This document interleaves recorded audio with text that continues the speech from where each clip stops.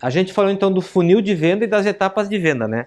Agora a gente vai ver, e ali a gente falou sobre algumas técnicas de vendas também, tá? Mas agora a gente vai falar eu coloquei aqui como técnicas de venda, mas na verdade são 3 métodos de vendas. Porque são 3 métodos? Porque você utiliza ele em todas as etapas da vendas, tá?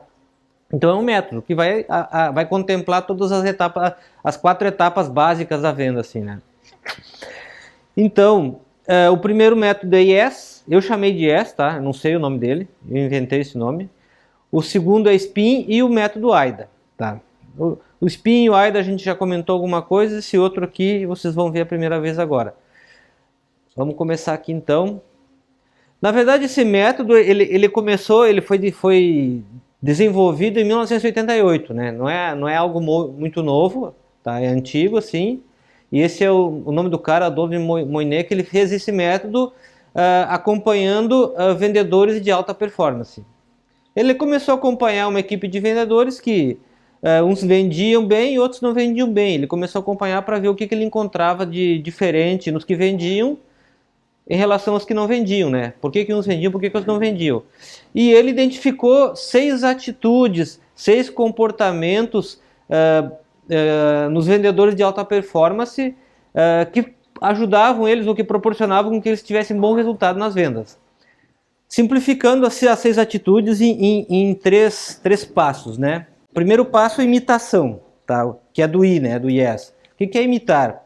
O que você vai imitar? Por que você imita um cliente?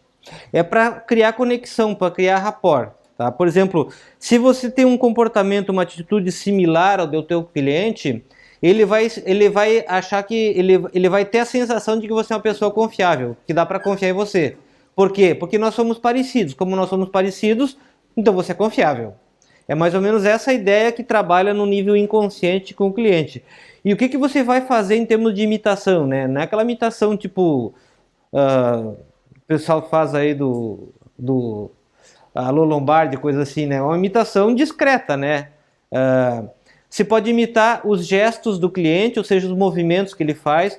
Se ele é uma pessoa que gesticula bastante com as mãos quando está falando, você também vai gesticular quando você fala, tá? Se ele está de braço cruzado, você procura imitar esse movimento de braço cruzado, ele coloca a mão no bolso, você acompanha o movimento dele, sempre na medida do possível. É como se você fosse um espelho na frente do cliente, tá? Isso gera a sensação de que somos parecidos. Outra coisa que você vai imitar, a voz. Quando fala da voz, você vai imitar o quê? Não é a voz da pessoa, mas o ritmo que ela fala. Tem gente que fala devagar, que ela é mais pausada, mais ritmada para falar. Se ela fala mais devagar, significa que ela pensa mais devagar.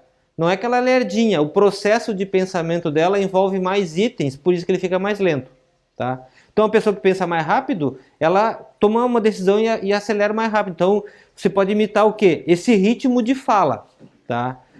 O volume da voz, tem gente que fala baixinho, tem gente que fala alto, tem gente que está gritando, tá? A intensidade, o tom de voz, é uma voz mais fininha, é uma voz mais grave. Aí tu tenta aproximar sem perder a naturalidade. Mas esse é um processo que vai te aproximar do cliente, tá? A outra coisa que você pode imitar é o humor. Tem gente que é mais firme para falar, mais seca, mais dura, mais objetiva. Tem gente que é totalmente amigável, né? Parece que é amiguinho íntimo. Tem gente que parece estar sempre rindo, parece estar sempre de um humor. Tem gente que parece estar sempre bravo. Então, você tentar procurar entrar no estado de humor que o cliente está. Vão criando sintonias ali com o cliente, entendeu? Então, basicamente, são três coisas que você pode imitar. Aí você me diz assim, não, a gente que trabalha no WhatsApp, a gente não consegue entender essas coisas. Você pode imitar mais ou menos como ele digita no WhatsApp. Ele usa frases longas, ele usa frases curtas, tá? Então, se ele é de frases curtas, não adianta você mandar textão. Ele provavelmente não vai ler muito aquilo ali, vai passar meio batido. Melhor tu mandar coisinhas bem sintéticas, bem curtinhas, tá? Ele usa emoji, não usa emoji para te fazer a relação do humor, tá? Usa áudio, não usa áudio. No áudio tu já consegue ver algumas coisas dessa, né? Ele te manda um áudio, fala lento, você já tem que tentar mandar um áudio na velocidade dele, não na sua, tá?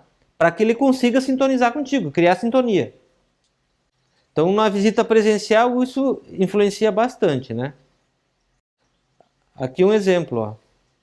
São vídeos que eu consegui do estudo do cara mesmo, tá? Então é um vídeo antigo, é um vídeo velho, é um vídeo de má qualidade, mas é o vídeo original da pesquisa dele. Has proven to be one of the most powerful ways to build trust, primarily because it creates an atmosphere of agreement below the conscious level of the customer. So let's examine the hidden force behind this technique, and keep in mind that in this first section of the film, some of the following scenes are taken from actual candid footage.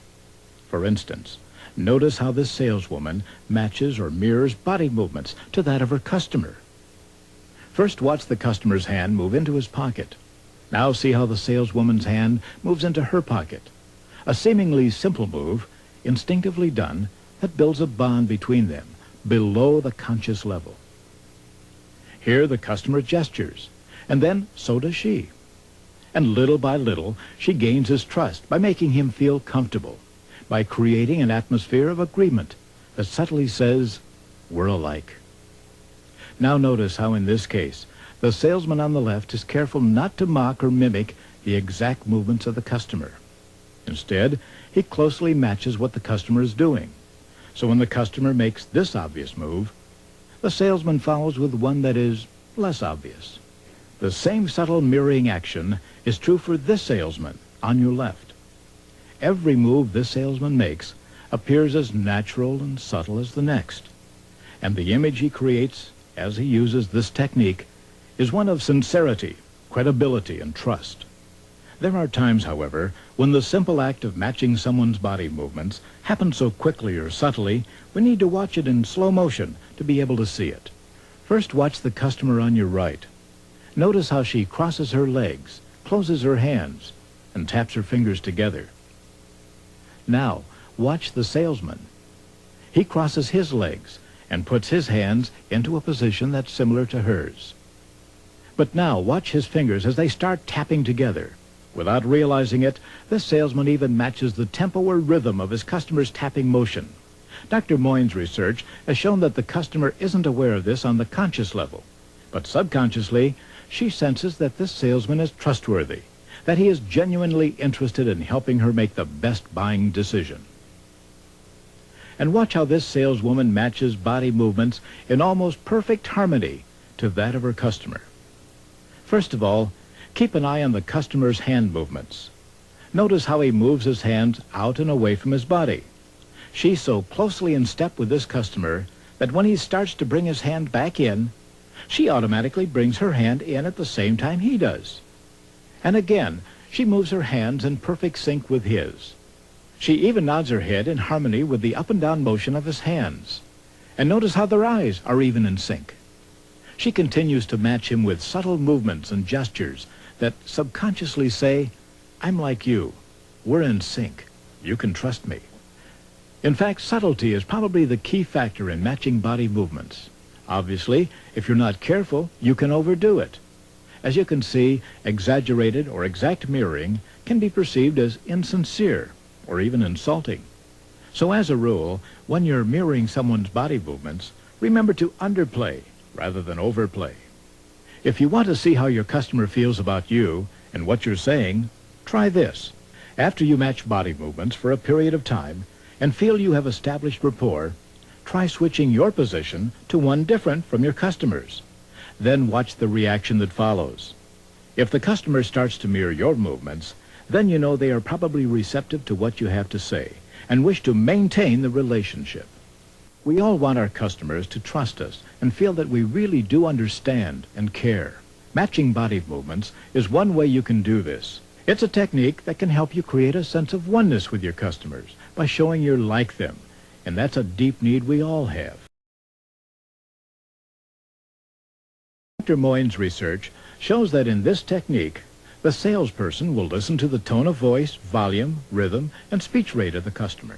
Then, in order to become more like the customer, the salesperson will change his or her overall speech to match that of the customer's. This top-flight real estate agent provides an excellent example of how this technique works. Normally, she talks quickly and loudly. Please, could you go by Armstrong, check on some of their things on their survey maps? We're going to have to go over all of that stuff. Okay. Thanks a lot. See you later. Bye. But with this soft, slow-speaking businessman, she turns down her volume. and slows her speech to match his. Well, yes, it's a good-looking building. I'm not so sure this building doesn't have some possibilities. Yes, it does have some possibilities. The underwriter is an excellent firm. They have a pretty good record for quality construction. Again, notice how she matches his voice, even his laughter. You know, there's something else that we're looking at here, and that's investment and expansion, say 5 to 10 years down the road. So that makes its location very important. Well, there's no doubt the city is growing this way. I can get those figures for you if you'd like. And notice how this saleswoman even mirrors the subtle changes in her customer's speech. For example, when his speech rate and volume increases, she matches it. You know, you've got plenty of lighting in this area, but now what about the rest of the building? Employees don't like to sit in a dungeon. No, you're right. And you know they had something like that in mind when they designed this building. Look, it has the maximum amount of windows. Another way of mirroring voice is to match the pattern or rhythm of the customer's speech. Again, this is a method top salespeople use to connect with their customer, to establish rapport. Take, for example, this equipment salesman. He usually speaks in very complete sentences. It's been awfully hot lately, hasn't it? Imagine you'll be glad when that cold front moves in and cools things off. Hard to believe that winter's going to be here soon. Snow will be blowing, drifting as high as that mound over there. You're sure right about that. All right. Excuse me, will you? Sure. But notice how his customer generally speaks in short, quick phrases. Yeah, it's a scorcher, and yeah, we're running behind. Now listen as this salesman shortens his statements in order to more closely match the abrupt pattern or rhythm of his customer's speech. Notice you got 2 small loaders loading one truck. Yeah, completion date's getting close. Yeah, well, might take a look at those new 98s. Just came out. I think we're doing all right. Now, you might be surprised. See, 98 operates with one operator loading one truck. Uh-huh. Yeah, could cut back on time and overhead. Oh? Every one of us wants to feel a sense of belonging, of connecting. And matching or mirroring your customer's voice is yet another way of establishing a more solid connection with your customers, no matter what kind of selling you do. So the next time you begin a sales call, try keeping this in mind. At first, listen closely to the tone of voice, volume, rhythm, and speech rate of your customer. If you notice their speech is soft and slow, or loud and abrupt, then in order to become like them, adjust your overall speech to match your customers. Selling in terms of these first 2 techniques, matching body language and voice, can be extremely powerful, not just in building trust and rapport very quickly. More closely match his customer's mood by matching his tone of voice, volume, and speech rate in a way that says, I understand you, and I'm just as concerned as you are. Usually fails to match mood. He thinks a soothing tone of voice will calm down this angry customer. You know, as far as I'm concerned, you can cancel that order if you can't keep your machines running right. Sir, I'm really sorry you feel that way. I really am. We'll do everything we can to help. Okay? But a top producer naturally raises his level of emotion to more closely match his customer's mood by matching his tone of voice, volume, and speech rate in a way that says, I understand you, and I'm just as concerned as you are. All right, now what are you going to do about these breakdowns? You know, nobody gets paid if this place shuts down. You're absolutely right. You can't afford breakdowns like this. It's important for the salesperson to be as strong in his feelings as the customer. This shows he really does care to the same level of emotion or mood. The salesperson is not hostile, but shows he's deeply concerned about the well-being of his customer. Do you realize what all this downtime's costing me? Not to mention the fine I'll be paying if the work isn't finished on time. I understand it must be costing you a fortune, and we just can't put up with it anymore.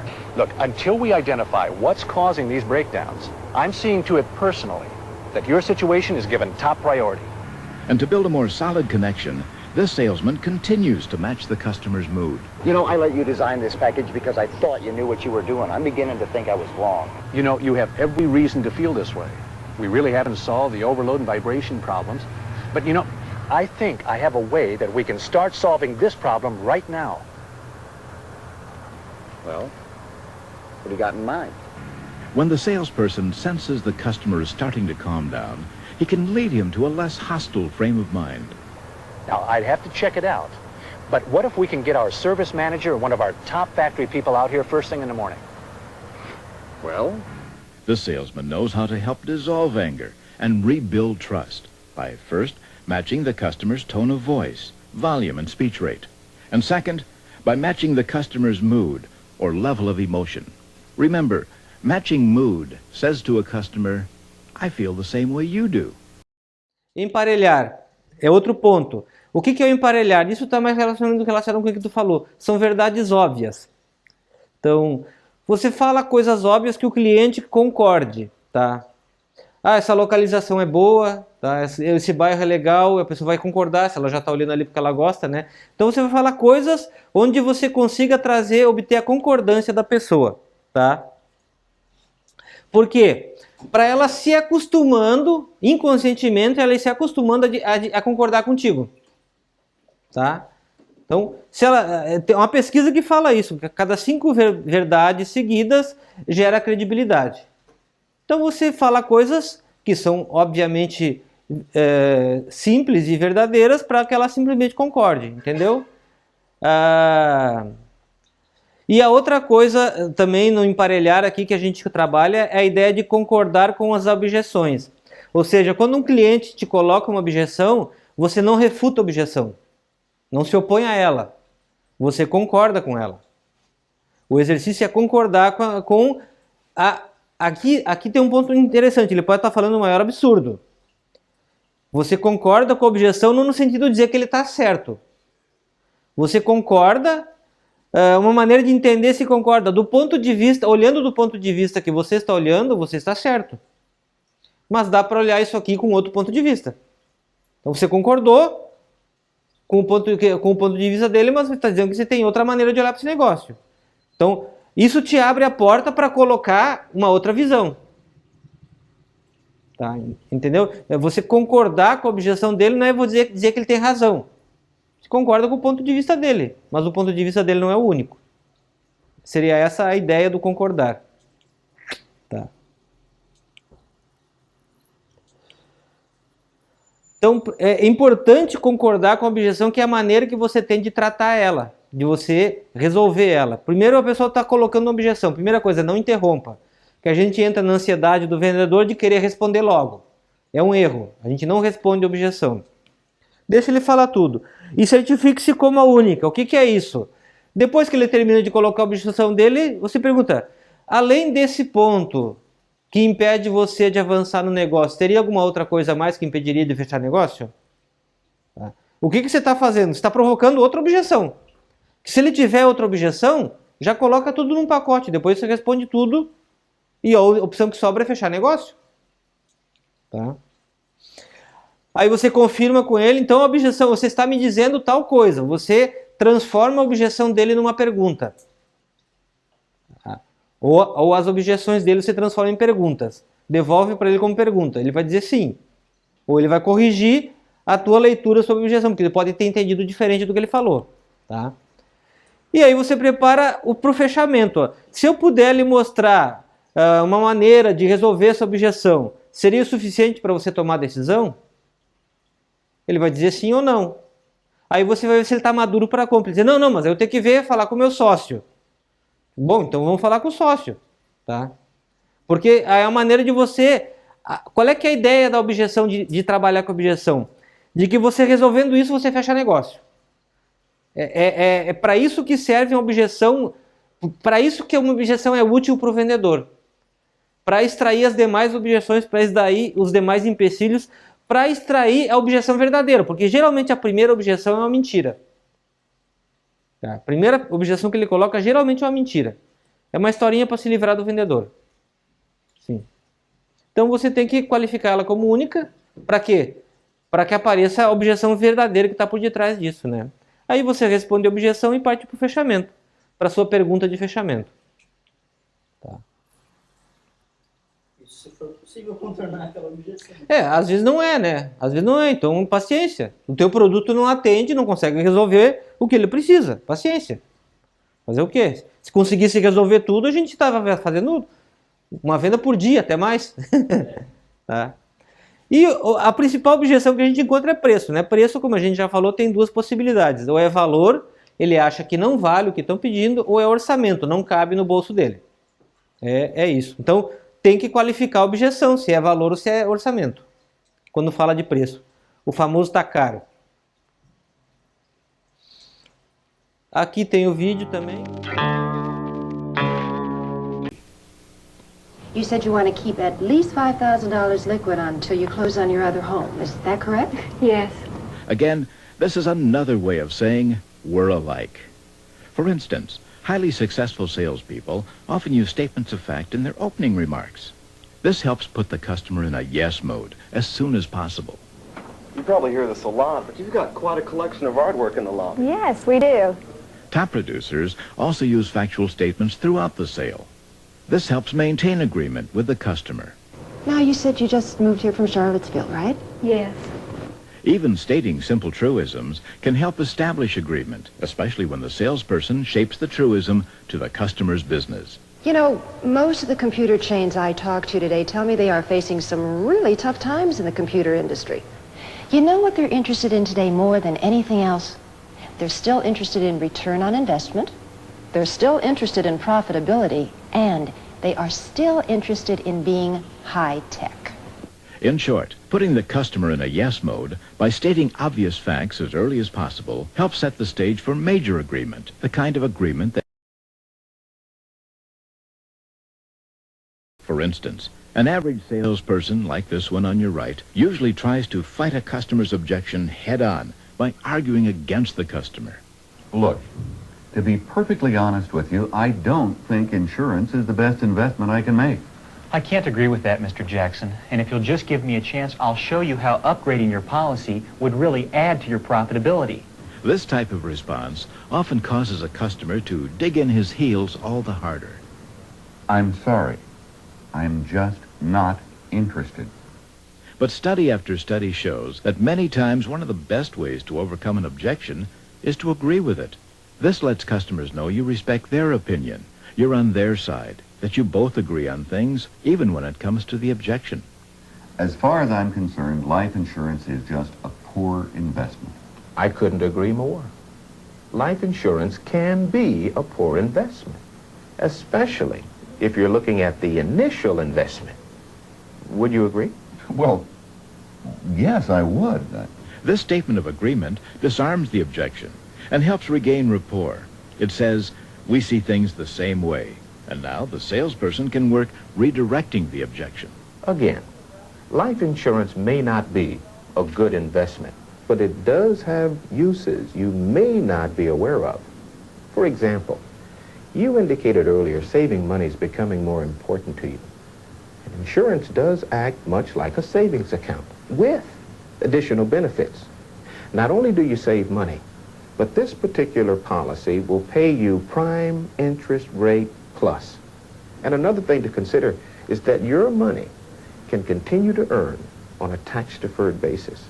And if the salesperson encounters resistance again, he or she will often repeat the objection, agreeing with it, and then redirect the customer to a more positive point of view.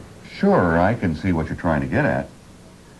But I still feel that insurance just isn't the best way to invest.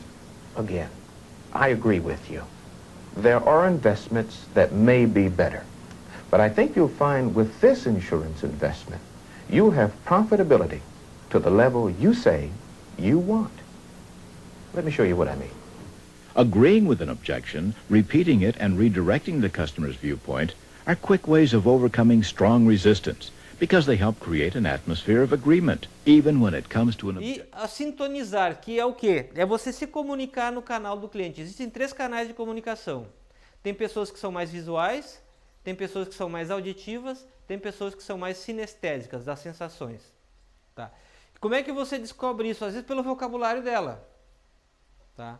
A pessoa que é visual, ela utiliza palavras imagina, ver, mostrar, colorido, tudo que remete à visão. Olha só o que eu tenho para te contar. Ninguém vai olhar o que tem para contar, vai ouvir, né? Mas ele falou, olha só. Então, remete a uma ideia de... A pessoa que é mais auditiva, ela tende a falar para ir para o lado da conversação. Tá? Não, peraí, deixa eu te contar um negócio, deixa eu explicar uma coisa, deixa eu ver. E ela usa palavras assim, isso aqui tá afinado, tá sonoro, gostei. Meus ouvidos gostaram de ouvir isso. Tá? São pessoas auditivas. E as pessoas sinestésicas, elas vão para a sensação. Esse negócio tá pesado, eu não estou gostando não. Essa energia tá boa, aqui tá legal. Estou sentindo uma boa energia nesse negócio. É sinestésico, né? Porque está relacionado ao que ela sente. Um está relacionado ao que ela sente, o sinestésico está relacionado ao que ela sente, o auditivo está relacionado ao que ela ouve, escuta, e o visual ao que ela vê. Tá? Então, se você está conversando com um cliente que é sensação, que é sinestésico, não adianta você falar para ela ver as coisas. Tá? Por quê? Porque isso chama pouca atenção dela. Ela não se prende muito numa mensagem assim. Então, são coisas, são pequenos detalhes que podem fazer uma diferença muito grande no sentido de o cliente estar conectado, manter uma conversa contigo ou não, ou parar de te ouvir e te ignorar. O vídeo mostra alguns exemplos, tá? Our brain operates much like this videotape recorder. It not only records and plays back pictures and sounds, but also feelings. And in watching a customer's eyes, which are connected to the brain, we can often tell which of those 3 communication channels that person is tuned into at any moment. Here are some ways you can recognize the communication channel your customer is in. When someone is looking up, that person is probably seeing pictures. This means they're thinking and communicating visually. Watch the customer's eyes and listen to the words they use. They're in a visual mode. Now, this is the way I see it. No, that's not really clear to me. Oh, I don't know. That's pretty hard to picture. So people whose eyes move upward likely are thinking in pictures.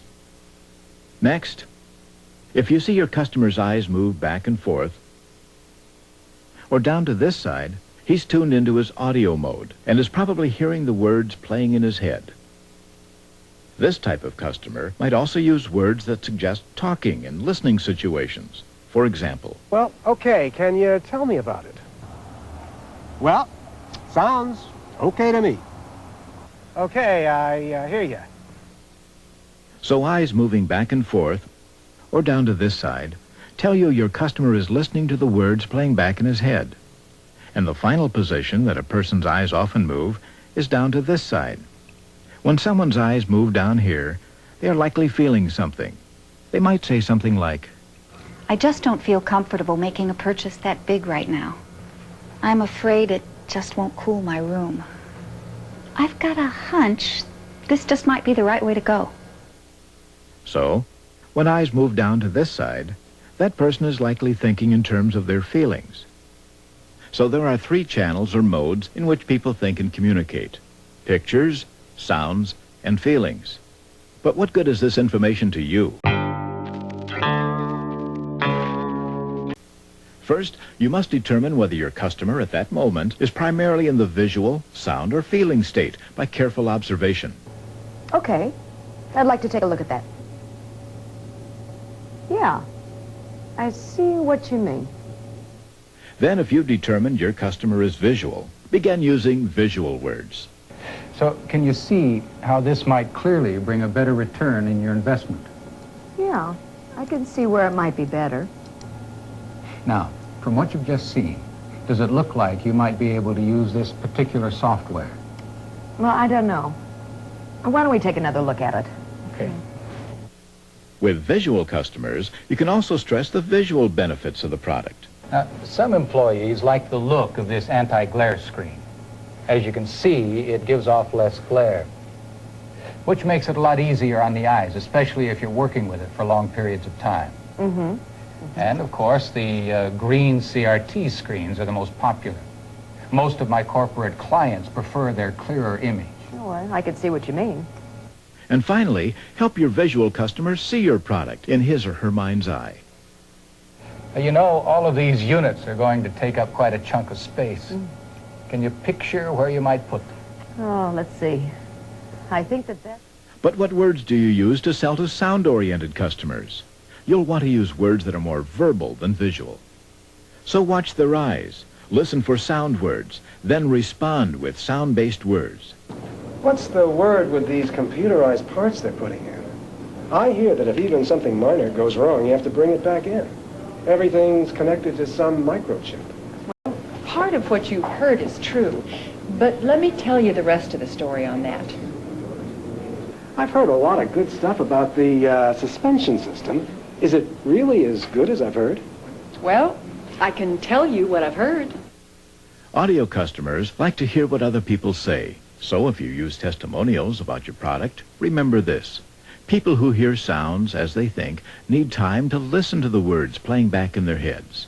Allow yourself plenty of time when you talk to these customers. You said you knew Jack Ames. Yes, I do. Then you probably heard. He bought a car a lot like the one you're looking at. No, I didn't know. I haven't heard from Jack in a while. Well, he came in about a month ago. He said he hadn't had any problems with the car at all. He was very pleased with it. Huh. He talked about a trip he took with his family. Another way to reach these customers is to get them to listen to the way your product sounds. That is, if you have a product that can appeal to this part of their senses. You said you'd heard somewhere how quiet these cars are. Yes. Then you'll appreciate this. Listen to the way these doors latch. You can barely hear them. Go ahead and start it up and hear how quiet the engine is. Nice, huh? Remember, customers tend to listen more closely and understand you better when you talk to them on the communication channel they use the most: sound, pictures, or feelings. Finally, let's see how you can communicate with customers who are in a feeling state. Again, watch their eyes and listen to the words they use. You know, I've had it with the air conditioner we have now. It only half cools the room. The thing's always sweaty. The darn filter's usually gummed up. Once you've determined your customer is in a feeling state, match their emotions by talking to them in feeling terms. Use words and examples that are based in emotions. Is that it? Yes. And as long as you maintain it, it'll be that easy to take care of. Those older units like the one you have now can be really frustrating, can't they? You're right there. You can also communicate feelings by telling stories that deal with emotions. For example, That reminds me of a couple who bought a unit just like this one. When they came in, they were really fed up with their old unit. He was tired of coming home to a blast furnace, and neither one of them felt like cooking when they got home. I think they just sat around all night and sweat. Well, even using analogies that deal with emotion can appeal to these types of customers. let me ask you this. Have you ever bought a brand new car? Well, sure. Okay, when you got that car, it was covered by a warranty in case anything broke, right? Right. But let me ask you, did that warranty cover things like spark plugs, parts you'd need for a tune-up, say front end alignment? No. No.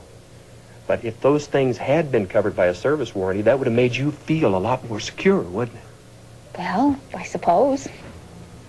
And with air conditioners, you indicated how frustrated you are with your old unit. Well, a service agreement might alleviate some of that tension. You see, our service people come out automatically, and you don't have to be the one to worry if the filter plugs up. Of course, some people switch from one channel to another. 1 minute they're thinking in sounds, then pictures, then back to feelings. You know, I can see how that might help. But darn it, it just irritates me when I have to pay extra on something that's brand new. Obviously, you can't expect to catch every eye movement and match every channel. But by using this technique whenever you can, you'll be responding with one of the fastest and best ways known to build trust and rapport with the customer.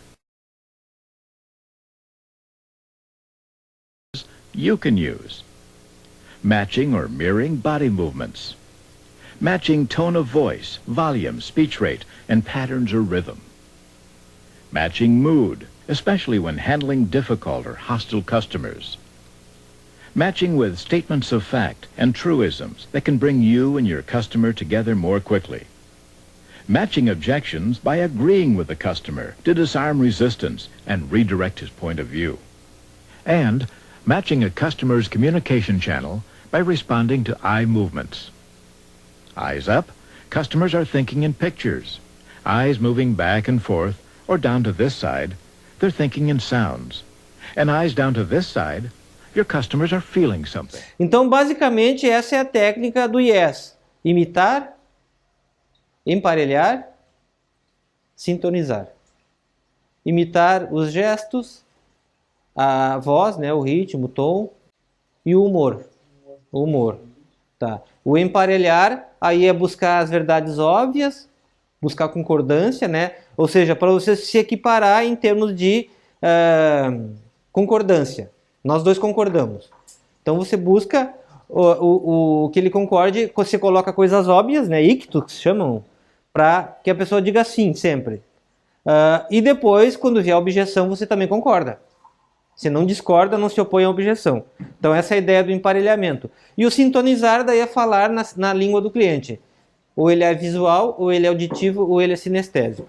Isso vai gerar conexão entre as partes e a chance de avançar, da pessoa te dar retorno, de manter a comunicação ativa, é muito, muito, muito maior. Tá? Isso aqui é até um exercício interessante da gente fazer com os clientes que pararam de responder. Tá? Observar, de repente eu perdi o canal de comunicação com aquela pessoa. Mesmo sendo no WhatsApp, ele começava a falar numa língua e eu estava falando em outra. Observar, tentar entender até que ponto isso está influenciando na comunicação via WhatsApp que a gente tem, né?